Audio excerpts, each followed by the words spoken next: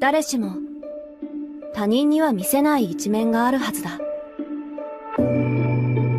Let's go! Oh my god. Finally. Finally.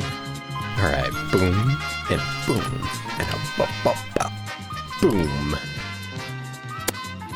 Oh yeah, that feels good. Let's see who... What? I don't think I've ever been this conflicted over an anime in, like, ever. This video contains my opinions, satire, and jokes. In the event that you take offense to anything in this video, nothing personnel, kid. Enter Horimiya, probably one of the most grounded slice-of-life rom-com manga you will ever encounter. Featuring cute normies doing cute normie activities. Trust me, it's better than I'm making it sound. Horimiya is a slice-of-life manga about two high schoolers with a romantic subplot. Go figure. The story follows Hori Kyoko, who is admired for her academic prowess and sociability, but behind that, she has a secret life. Her parents are always busy working, so she has to take care of her little brother and do the housework, leaving her no time to have a social life. And Miyamura Izumi, initially perceived as a brooding, glasses-wearing otaku, is actually a gentle, caring dude that sucks at studying. Behind his incognito persona at school, he has 9 piercings hidden behind his long hair, and tattoos along his left shoulder and back. It all began when a pupper spooked a little boy, making him eat shit. The boy was then escorted home by Edgelord Supreme. And that's how I met your mother. To give some background, Horimiya is the retelling of the 4-panel webcomic Hori-san to Miyamura-kun into standard manga format, which started publishing in October 2011, just slightly before the webcomic of 5 years had finished publishing in December later that year. If you're like me, who started with the Horimiya manga mid-2015, who then upon completion of Chapter 1 immediately went in search of any sources pointing towards an adaptation, only to find 3 of 4 OVAs that were adapting the source material, I think you'll understand why I was slightly disappointed.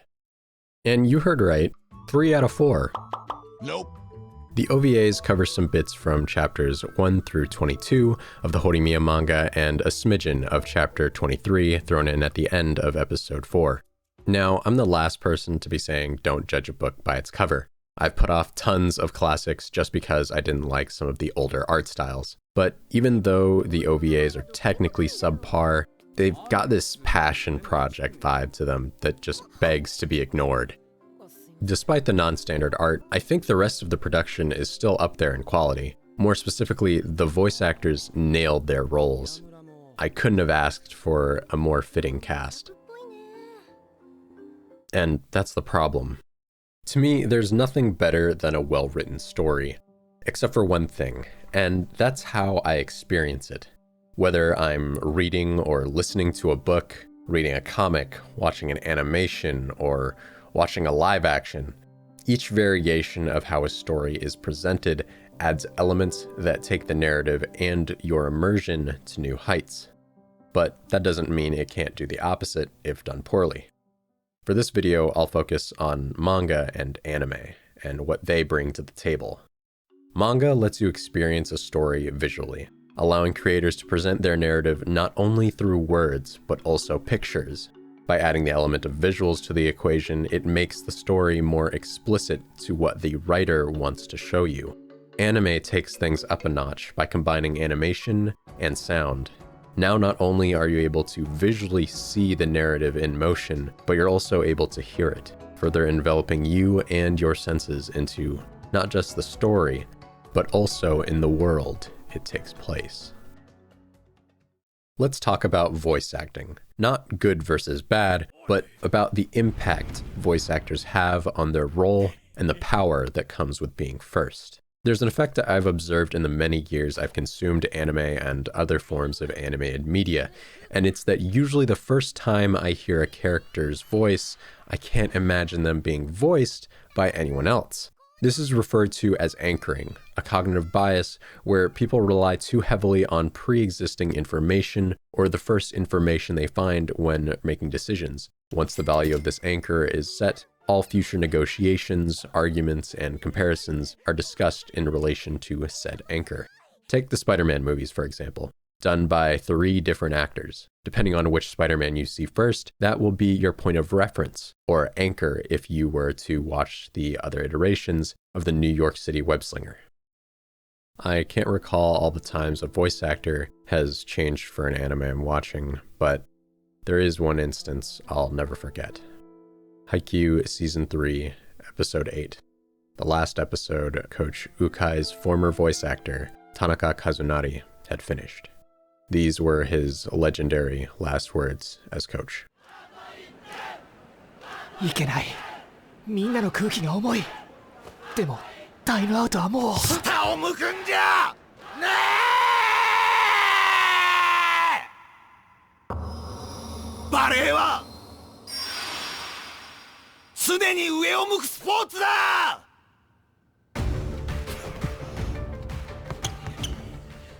Like many others, I didn't know about his death until episode 9, when we would notice that Coach Ukai didn't sound like his usual self. Tanaka wasn't only a great cast for Coach Ukai, but he also cultivated the persona for the role over the course of 3 seasons. Haikyuu's later seasons haven't been quite the same without him.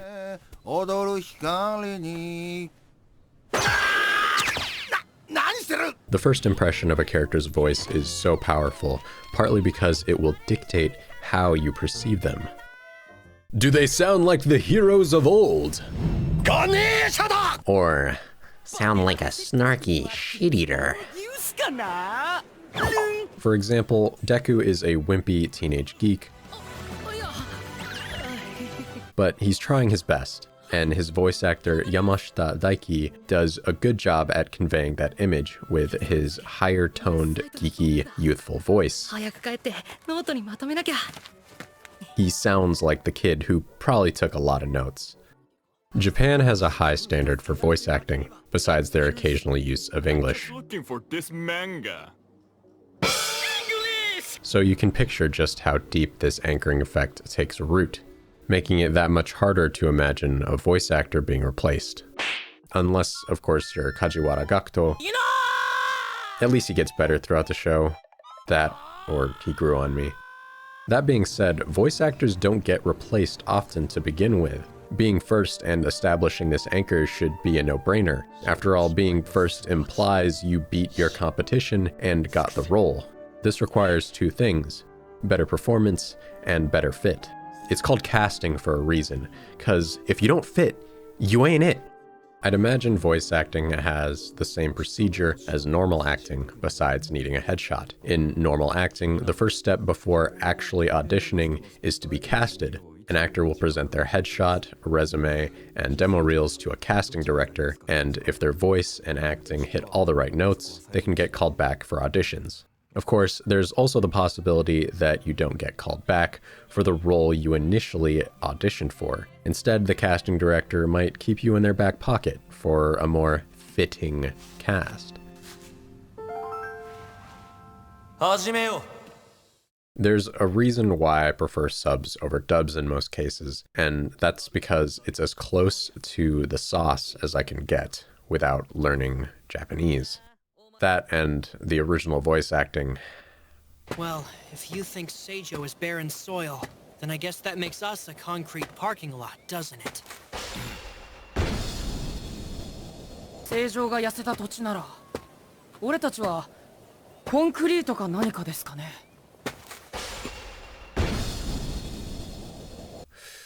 Whew. It just hits different. Subs and dubs are both subject to criticism for how they translate the raw material. The Cartoon Cypher has a really good video about this, and I highly recommend you check it out. Back to the subject at hand, you'll never truly understand an anime or manga until you learn the language it was written in. It's a different culture with different nuances, and there's plenty to be lost in direct translation. However, I'd like to believe that the original voice acting, paired with actually learning about Japanese culture, can act as a supplement. Even if I barely understand the language, The tone and emotions conveyed through the actors, paired with what I can understand, hits way harder than dubs trying to sell me an English exposition aimed towards Westerners. I don't like anime because it's made for me. I like it because it's not. In the end, anime is a Japanese product made by the Japanese for the Japanese. But anime is cooler than what we have in the West, so we really want them to share. Japan has a wider sea of talent to pull from for casting, resulting in more accurately assigned voices to fit their roles. Meanwhile, in dub, I can't help but hear the exact same voice actors across most anime. Not to mention the massive disconnect this causes me to feel between the voice I hear and the character I see on screen, which only makes it harder for me to take said character, let alone the show, seriously. I mean, the dubbing industry has to grow somewhere or another, right? I honestly feel like Japanese voice actors don't get the recognition and notoriety they deserve, at least not in the West, or at the very least among my peers. And I can't blame them. Most people, including myself, just want to watch a show and enjoy what's on the screen. It's not like you're required to care about all the intricacies that go into producing these characters. Just sit back, turn your brain off, and let the story unfold in front of you.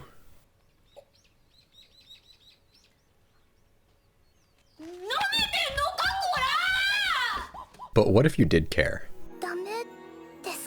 Like most people, I started with dubs, but dubbing back then was nowhere near where it is today. I was just a wee lad with shit taste, watching Fairy Tail. And I got to this point where there were no more dubbed episodes. I knew there was more, but no matter what site I went to, I couldn't find anything. I'd give up and wait for months and still nothing. Eventually, I'd found out the subs were hundreds of episodes beyond where I was, and that's when I made the switch. It took me just about a decade to start recognizing voice actors in anime who had voiced my favorite characters. There are just so many talents in the industry, I never thought I'd be able to pick them out. However, once I did start recognizing them, my love and appreciation for anime skyrocketed. And as of the past few years, whenever I'm watching new anime, I'm always trying to put names to the voices I recognize. Growing up, I never understood what having a favorite celebrity was like. I mean, I liked Robert Downey Jr., Johnny Depp, and Keanu Reeves, but it's more like, hey, did you hear? Johnny Depp's playing in the new Willy Wonka. Oh, that's cool. And that's it. But with anime, once I recognize a voice actor, I get this surge of curiosity as I try to remember who else they've played, and it turns into a little memory game that deepens my investment in the show. The original cast lineup for Hori-san to Miyamura-kun's OVAs were, in my opinion, perfect, more or less. There were one or two voices I could see being swapped out, but for the most part, everything just clicked. I'm fully aware of my bias, and I'm trying my best not to adhere to it. I've already seen plenty of comments on the Horimiya trailer saying things like, "That's exactly what I thought Miyamura and Hori would sound like," or "The voices are just perfect." Meanwhile, I'm sitting here scoffing at them, thinking they obviously haven't watched the OVAs, or they're just bad at imagining characters. But even if that is the case, I now understand that for a lot of people, Uchiyama and Haruka have just become their anchors for Miyamura and Kyoko. I've also happened upon comments saying they didn't watch the OVAs specifically because they might change the voice actors and they didn't want to get attached, which is new to me because the only OVAs I had ever really watched were the ones for anime that already had a serialized airing, so changing the voice actors would be heresy. This further threw my conflictions with the adaptation in my face, making me feel like a mess. But when it comes down to the casting of Miyamura and Kyoko, I still think that the original performances by Matsuoka and Asami in the OVAs were irreplaceable. Like, can someone tell me why Uchiyama is voicing my sweet, lovable boy, Miyamura? Like, what? Miyamura Izumi is a sweetheart at his core. Although he can be a little aggressive around his close friend Shindo, he's gentle, caring, a little shy, laid back, and occasionally dense, Matsuoka was able to cleanly slide into character with his soft, pleasant voice, as if it were meant to be. From his tone to the mannerisms in his speech, he fit like a missing puzzle piece. Then we got Haruka taking the voice of Kyoko from Asami, like... You may be one of my favorite female voice actors, but that doesn't mean I think you should voice all my favorite characters. All voice actors have a niche that they're best at. While yes, some voice actors have some amazing vocal range and are able to twist their personalities like crazy, there's only so far you can go before the voice loses its ground. And if you don't manipulate your voice enough, your sound will only cater to your niche. Kyoko's voice actor changing, I can probably get over that. But Uchiyama is the last person I would suspect of yoinking Miyamura. Like, I could see maybe Kamiya Hiroshi or Kaji Yuki because of certain roles they've done in the past, but Uchiyama? Don't you have a smug, condescending tsundere to play in a certain volleyball anime? Or an antagonistic man-child to play in one of the big shonen titles? Jokes aside, I love these voice actors, but now that I've started paying attention to them, I've started to care more about what happens behind the scenes. With all that said and done, the point I've been trying to get at is that voice actors play a very important role. They voice the characters, duh. Shut up. They breathe life into characters. Voice actors bring these fictional characters to life and give them personality. As you're watching and listening to these people speak, you slowly get to know them from how they act to how they express emotions. You get to know them as if they were a real person. In the case of the OVAs and Horimiya, they share the exact same characters. Horimiya is just a remastered version to look better and to add a refined narrative to the story. While the OVAs may not be a full-fledged, serialized adaptation, these characters have already been given life, a voice, a personality. I love the OVAs, and for the past 5 to 6 years, I've been reading Horimiya with those voice actors in mind. So, for me, the struggle's real over this adaptation. If I could, I'd love to interview Matsuoka, Asami, director Ishihama, and original creator Hiro to find out what they think on the matter, but obviously I can't really do that, so here I am, complaining on the internet. I think the original cast were the right pick, from the written character to the spoken, from their tone of voice to their disposition. No one can truly replace them. At the end of the day, I'm still looking forward to the adaptation in January. Plus, we've got a banger staff going into this, and I'm interested in seeing what we get from Uchiyama and Haruka's take on their roles as Hori-san to Miyamura-kun. Best wishes and good luck.